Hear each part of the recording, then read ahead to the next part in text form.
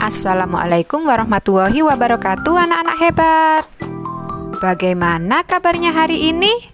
Semoga selalu sehat ya.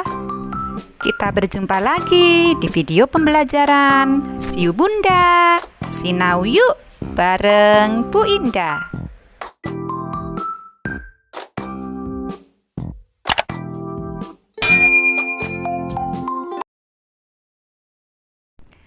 Pasti sudah siap belajar ya anak-anak hebat kelas 2? Yuk disiapkan dulu buku-bukunya dan kita berdoa sebelum belajar. Semoga kita selalu diberi kemudahan dalam memahami materi kita hari ini. Amin. Nah, hari ini kita akan belajar kalimat aktif dan kalimat pasif pada mata pelajaran Bahasa Indonesia. Anak-anak hebat, perhatikan contoh kalimat berikut ini ya. Kalimat yang pertama, ibu menyiapkan benang tenun.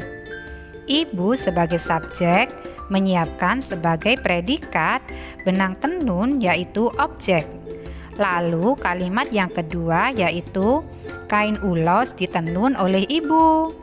Kain ulos sebagai subjek, ditenun sebagai predikat oleh ibu sebagai objek. Perhatikan unsur-unsur kalimat berikut ini ya anak-anak hebat. Subjek menunjukkan pelaku dalam kalimat. Predikat menerangkan hal yang dilakukan subjek, dapat berupa kata kerja atau kata sifat. Objek hal yang berkaitan dengan predikat. Lalu ada keterangan, menerangkan bagian kalimat yang lain, misalnya keterangan tempat dan waktu. Kalimat yang pertama merupakan contoh kalimat aktif, sedangkan kalimat yang kedua merupakan contoh kalimat pasif. Nah, apa saja perbedaan kalimat aktif dan pasif ya anak-anak hebat? Yuk kita pelajari lebih lanjut ya. Ciri-ciri kalimat aktif yaitu yang pertama, subjek melakukan pekerjaan. Lalu umumnya memiliki predikat berawalan me dan ber, seperti melepas, menonton, berdoa. Selanjutnya, ciri-ciri kalimat pasif yaitu subjek dikenai pekerjaan dan umumnya memiliki predikat berawalan di dan ter, seperti dibawa, ditarik, terjatuh. Perhatikan contoh kalimat aktif berikut ini ya anak-anak hebat. Yang pertama, Harry makan. Harry sebagai subjek, makan sebagai predikat. Lalu yang kedua, nenek memasak gulai. Nenek sebagai subjek, memasak sebagai predikat, dan gulai sebagai objek. Perhatikan di situ ya anak-anak hebat, predikatnya berawalan dengan kata me, yaitu memasak. Lalu yang ketiga, ayah mengendarai mobil ke kantor. Ayah sebagai subjek, mengendarai sebagai predikat, mobil sebagai objek, ke kantor sebagai keterangan.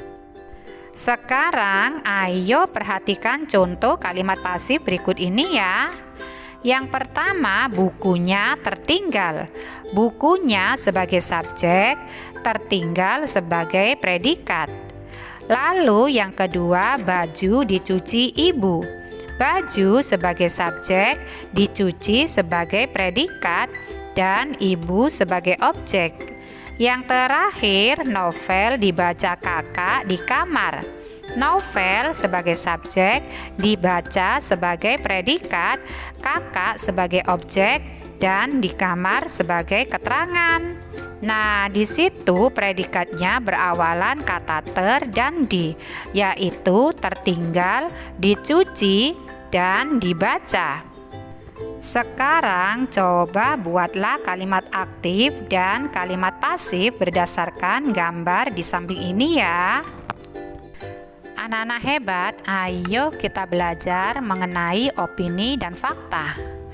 Opini yaitu hal yang belum terjadi atau pendapat yang belum tentu benar. Nah, ciri-cirinya Ada kata menurutku, sepertinya, mungkin, seharusnya, dan sebagainya. Sedangkan fakta merupakan hal yang benar-benar terjadi atau nyata. Di sini fakta merupakan jawaban dari pertanyaan apa, siapa, berapa, di mana, dan kapan. Tahukah kalian anak-anak hebat, setiap gambar dan teks memiliki informasi? Ikutilah cara berikut untuk menemukan informasi dalam gambar. Yang pertama, amatilah gambar dengan seksama. Lalu yang kedua, temukan tema kegiatan yang ada dalam gambar. Yang ketiga, cermatilah tokoh, peristiwa, tempat dan waktu peristiwa, serta perasaan tokoh. Dan yang terakhir, tulislah informasi yang ada dalam gambar.